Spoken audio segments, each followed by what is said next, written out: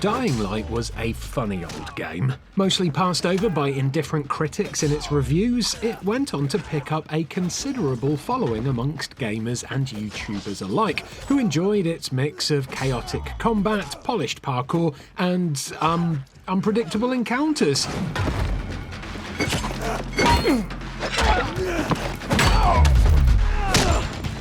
I went off the boil with Dying Light relatively quickly though, and never got around to finishing it, which seems strange to me considering I loved the scruffiness of the original Dead Island games that saw me drop kicking a million wobbly zombies into Benoist swimming pools. Perhaps it was Dying Light's slow, plodding start that caused me to switch off early. Those lengthy tutorial missions and dull fetch quests at the start, combined with the long periods of dialogue between Kyle, the runners, and Riser's bandits, certainly tested my patience. But I think deep down, maybe it was the loss of Dead Island's comedy jank that took the soul out of the proceedings a bit.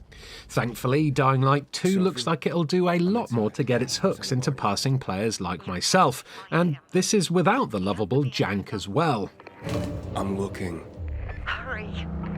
After several delays and coming up to some 7 years since the original launched, Techland recently offered us a sizable chunk to play, and after around 3 hours with a couple of generous segments of Dying Light 2's campaign, we're certainly keen to get stuck in for plenty more. Although, as you can probably tell, I am still a little bit sad about the lack of janky zombies. So what exactly has changed since 2015's Dying Light? Well, set 20 years after the events of the original game, the sequel introduces an all-new protagonist called Aidan Caldwell. It's an anonymous name for a lead character who seems like something of a blank slate. It is a fully voiced role, mind, but Jonah Scott's performance is completely nondescript, and I don't have much faith in the fact that Aidan will be any more memorable than Kyle Crane, the protagonist from the first game. This focus on a bland leading man could of course be intentional though, as Dying Light 2 puts its story firmly into your hands. This is a game world rich with rival factions for you to pick your path between, and there are branching storylines backed up by multiple dialogue choices, all of which inform and influence the world around you. And this is the first of quite a few major improvements we noticed with this sequel, because while the character interactions bored the life out of me in the first game, the quality of the voice acting and writing seems way higher here. Hell, they've even got A-list celebrity Rosario Dawson in there, playing a character named Lawan, which adds a huge amount of star power to the game. 10 years of this fucking darkness. We gotta check this out. How do we get to the substation? It's an old paraglider. It'll help you get to places you normally can't reach. Just follow me. Wait! Fuck. These narrative tweaks make a big impact on the game, and because of this, it felt like a much more immersive and believable experience compared to the first.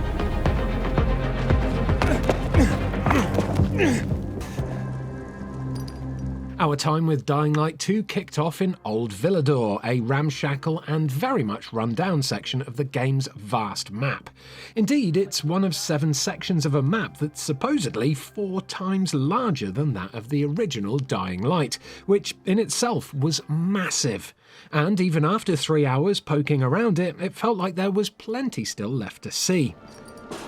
Vegetables to the most needy during the immigration crisis. Let us remember.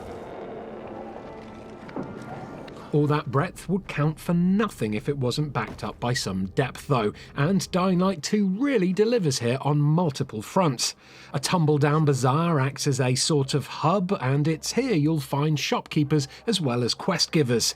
Some will send you out into the wilds of the city with a simple fetch request, while others offer up quest lines that start out simple enough, but descend into unpredictable situations that can get more than a little complicated. The backbone of our time in and around Old Villador was supplied by 2 bickering factions who set you about their busy work while using you as a pawn in their own conflict, much like those early hours where you bounced between the runners and Rice's gang from the first game.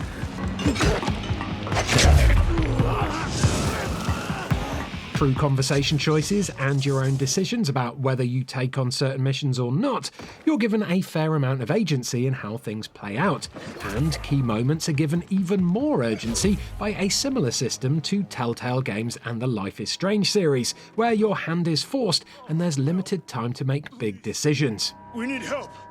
What happened? Some infected attacked us. Tore our windmill apart. All our UVs are down. I'm not sure how I can help. If we don't get our lamps back on, we won't survive the night.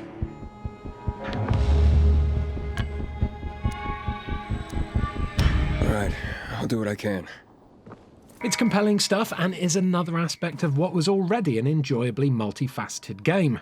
Step away from the main story and there's still plenty to do in Dying Light 2, from open world staples like bandit camps to scout and conquer, windmills to scale so that you can unlock safe zones, and items that can be collected and used in crafting recipes.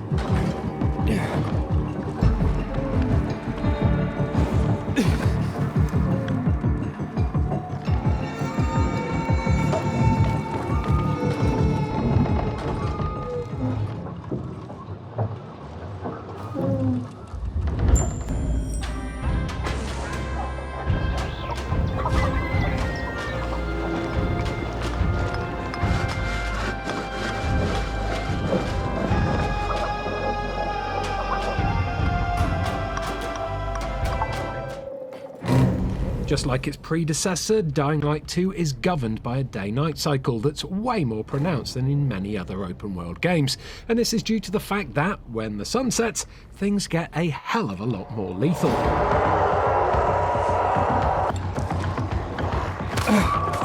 There's a brilliant sense of threat once night rolls in, as the once sparsely filled streets suddenly become overrun with infected, and you sprint from one mob of the undead to another.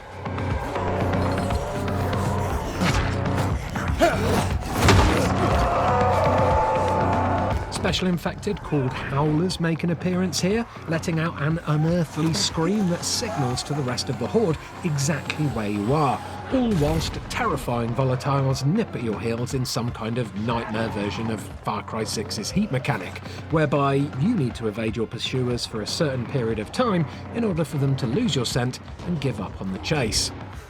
And of course, all this escapology action is backed up by the series' signature parkour mechanics. Getting from A to B in Dying Light 2 remains a delight. It can make even the most mundane fetch quest feel like fun as you pounce up on rooftops and leap athletically to your next objective.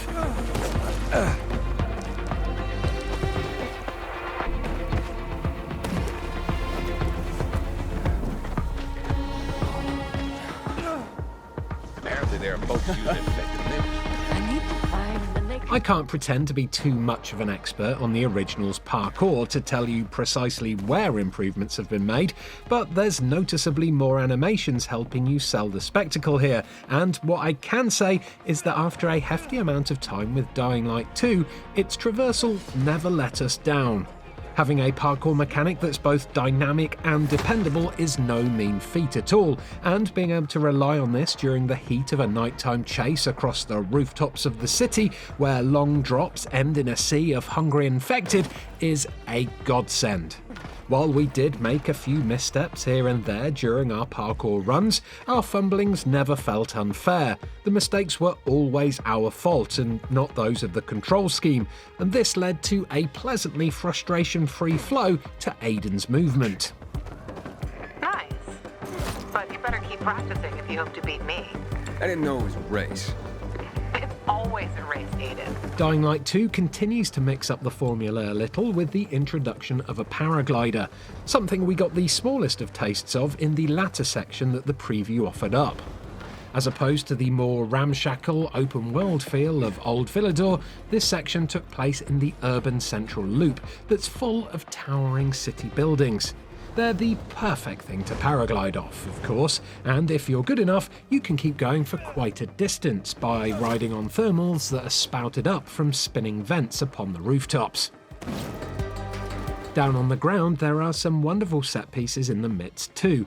At one point in the main questline, you infiltrate an enemy camp in search of some all-important crystals, stealthily taking down human enemies with neck snaps from within the shadows, only for the silent approach to go suddenly loud when a gargantuan zombie goon crushes through the wall. Lucky few of the infected showed up. Everyone's scattered, probably leaving the bombs behind. Don't know why they didn't steal them. They were right under their noses. Morons.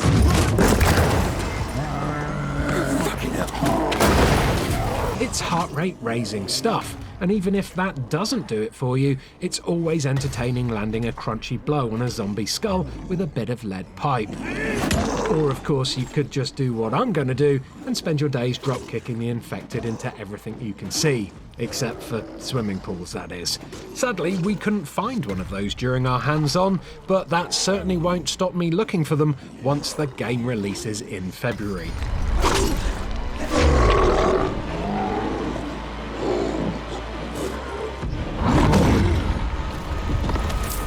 Swimming pool sadness aside, what was really impressive about our time with Dying Light 2 was how Techland has made a world that's really rewarding to explore.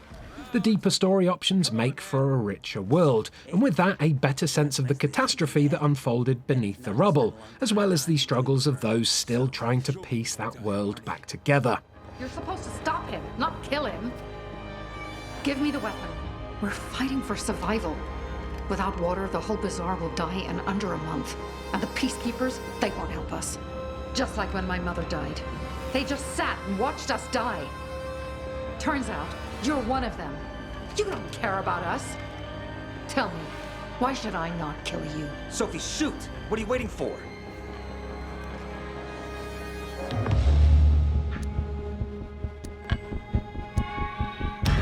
Because we can help each other. Who killed Lucas? Sure, it might be coming up to 7 years since the original game launched, but if our hours playing Dying Light 2 are any indication of the quality of the final build, well, it's going to have been well worth all those delays and the long wait. Stop! Or we'll blow the goddamn tower, I swear!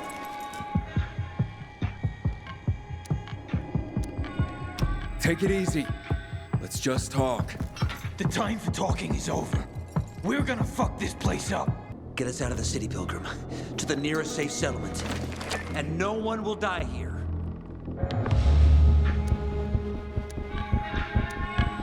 You want help?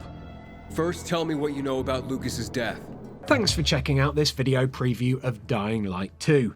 If you enjoyed it, do give it a like, subscribe to this channel for daily videos about video games, and if you like the idea of watching Zoe, Aoife and myself kicking the living, or should that be undead hell out of countless infected, stay tuned, because as soon as we're able to, we'll be teaming up to take on the inhabitants of the city in some cooperative multiplayer Let's Plays.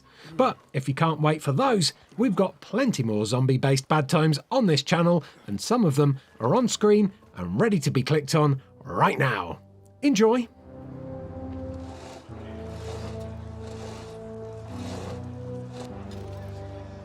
How can we help? Work efficiently. My dad had one like that in his workshop. Same brand even. Go on in. I hope he beats the shit out of you.